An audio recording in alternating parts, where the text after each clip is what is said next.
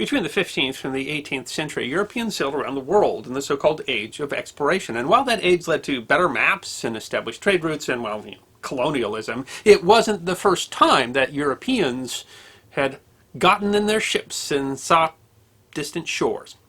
Some 2,000 years earlier, the maritime peoples of the Mediterranean sent their fleets farther than ever before on some of the first recorded journeys to West Africa, the British Isles, and even the Arctic Circle. It is history that deserves to be remembered.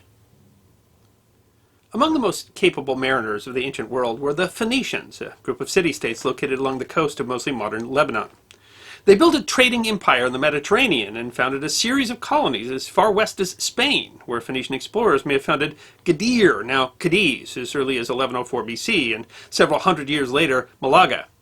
Their most successful and famous colony was, of course, Carthage, which would have its own golden age of influence by the 7th century BC. The influence of the Phoenician home cities was hurt, especially after the Babylonian king Nebuchadnezzar besieged Phoenician Tyre in 587. By that time, there already existed a trade route into northern Europe. Possibly the most important trade was for Atlantic tin, which, according to archaeological evidence, had been increasingly make its way into Spain, likely because it is used with copper to make bronze. The later writer Avienus wrote a poem that may contain pieces of a 6th century explorer's report, which says that the Tartessians, or at least natives of southern Spain, visited 10 mining tribes in the north, although it isn't certain where these mines were.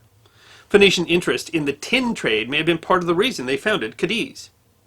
By the 6th century BC, Carthage was considered to be more active in the western Mediterranean, which explains why they wanted to learn more about the source of trade that made its way south. The Carthaginians were fiercely protective of what they considered their sphere of influence and spent a significant amount of resources trying to keep other Mediterranean cultures out of the western part of the sea, although Greek explorers founded a city at the site of modern Marseille around the same time. According to Roman historian Pliny the Elder, the Carthaginian sailor Himilco sailed up the northern coast of Europe, where the power of Carthage flourished. Making exact dating uncertain, but with a possible implied date of the 6th century. More clear is that he left specifically to explore the outer coasts of Europe.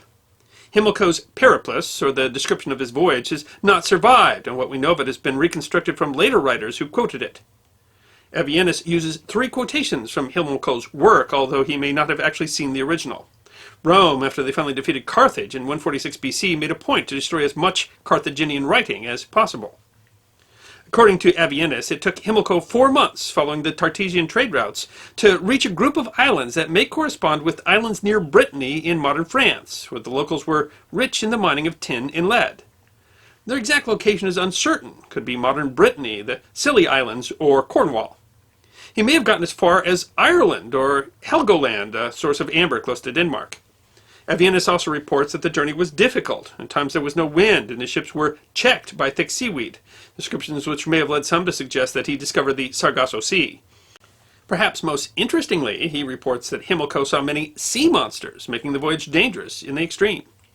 If the reports are quoted faithfully, the reports of seaweed, windlessness, and sea monsters could reflect real things that the Carthaginian sailors saw, or just as easily be propaganda meant to discourage others from attempting to follow the route, especially Greeks, who were generally not on good terms with Carthage. Another explanation is more simple. Himilco simply wanted to enhance his own exploits. Unfortunately, little else is known about Himilco's travels, where else he may have gone or what he may have seen. Pliny says that at about the same time another Carthaginian explorer was dispatched, this time to go south and travel along the western coast of Africa. This explorer was Hanno, possibly a member of an aristocratic Carthaginian family.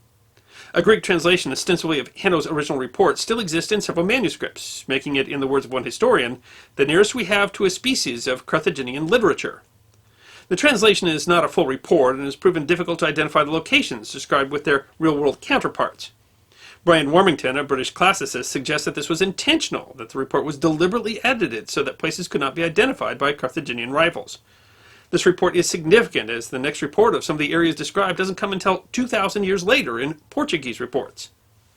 According to the text, Hanno was called Basilius King, or perhaps a kind of magistrate of the Carthaginians, while he is described also as a general or commander, and he left Carthage with 64 oared ships and some 30,000 people to sail beyond the Straits of Gibraltar and found colonies.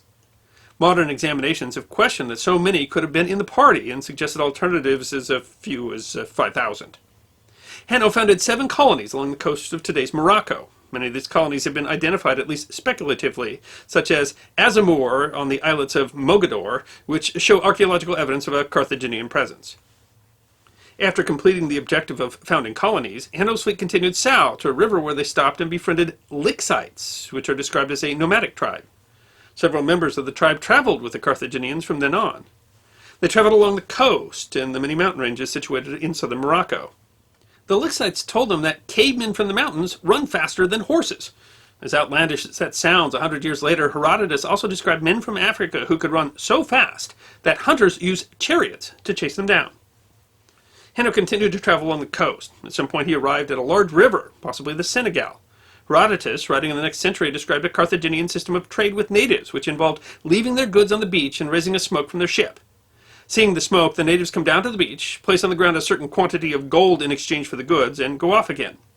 If the Carthaginians think it presents a fair price for their wares, they collect it and go away. If on the other hand it seems too little, they go back aboard and wait, and the natives come and add to the gold until they are satisfied.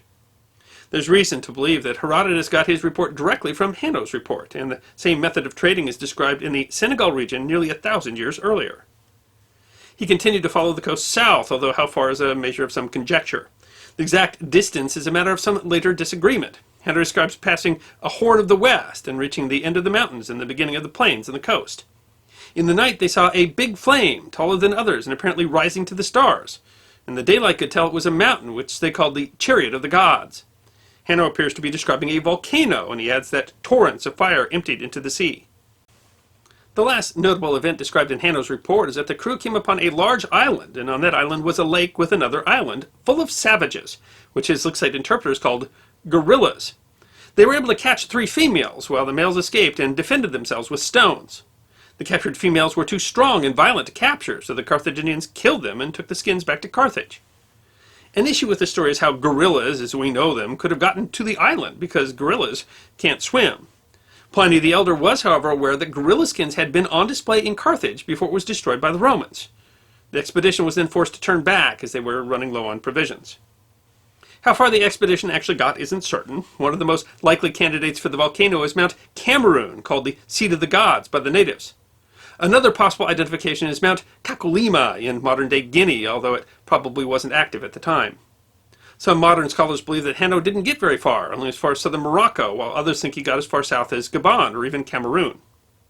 One interesting addition is that Pliny says that Hanno sailed around from Cadiz to the extreme of Arabia, suggesting the Carthaginian voyage actually circumnavigated Africa. And while that might seem extraordinary, it isn't even the earliest description of an African circumnavigation. Herodotus suggests that years before Hanno, an Egyptian pharaoh ordered a Phoenician expedition to sail from the Red Sea and back around through the Strait of Gibraltar. Supposedly this voyage took 3 years, and the crew stopped every autumn to plant crops, which they reaped in the spring before continuing on. Perhaps most convincing about this earlier voyage is that Herodotus says the crew reported that at the southern end of Africa the sun was northward, which Herodotus didn't believe, but which is accurate. The most troubling issue for both journeys is a combination of unfavorable winds and currents, which would have made it difficult, if not impossible, for ancient ships to return up the coast from Senegal to Morocco. The difficulty of the voyage around Africa is best shown by the fact that the first European to do so was Bartholomew Diaz in 1488. 200 years later, another explorer left the Mediterranean, this time a Greek named Pytheas from the Greek colony of Massalia, modern-day Marseille.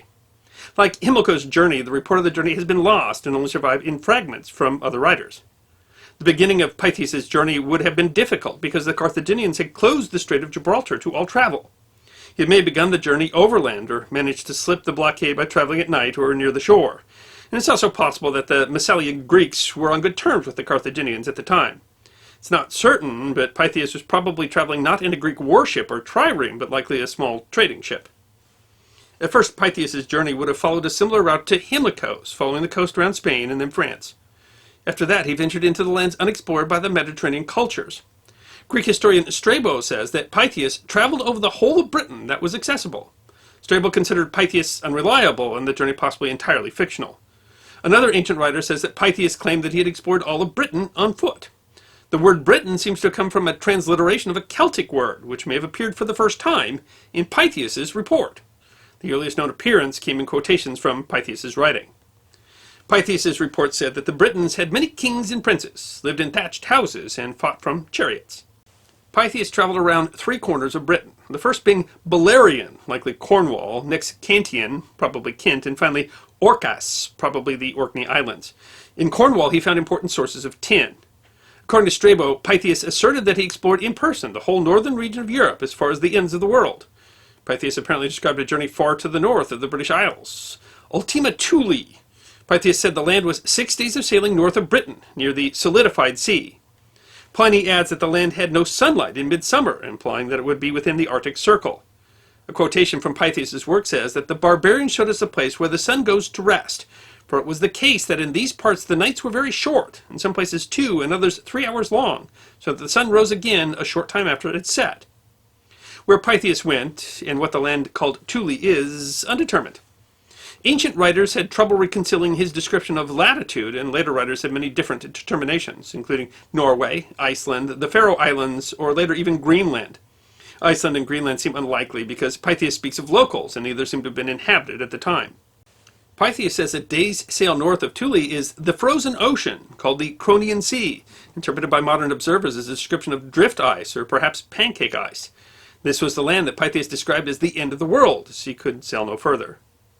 Pytheas also describes sailing around the Baltics as far as the Vistula River in modern Poland, and describes several Germanic tribes in the region, although that part of the journey is more speculative. He also seems to describe for the first time the source of amber, a valuable material that came south to the Greeks and Romans. This discovery may have been part of the impetus for the voyage in the first place. The account of Pytheas' journey seems to have been quickly and widely spread by other authors, and given a place of value in places like the Great Library of Alexandria. While Strabo dismissed the tale completely, largely because Pytheas was a poor man who could not have funded the journey, his descriptions fit broadly with what we know about Britain and Northern Europe, which seems to confirm that there is some truth to his tale. It's possible that Pytheas' journey represented the only description of Northern Europe for several hundred years, and represented an unprecedented exploration, far-off lands. Of course, there were other ancient explorers who made other ancient journeys, but these 3 represent some of the most dramatic and most complete descriptions of these journeys that managed to survive. Some 2,000 years before other Europeans climbed into much better engineered ships and tried to sail around the world, these ancient mariners were willing to sail off into the unknown in the name of curiosity, discovery, and of course the possibility of wealth and fame. And those same motivations still seem to drive humanity in the 21st century.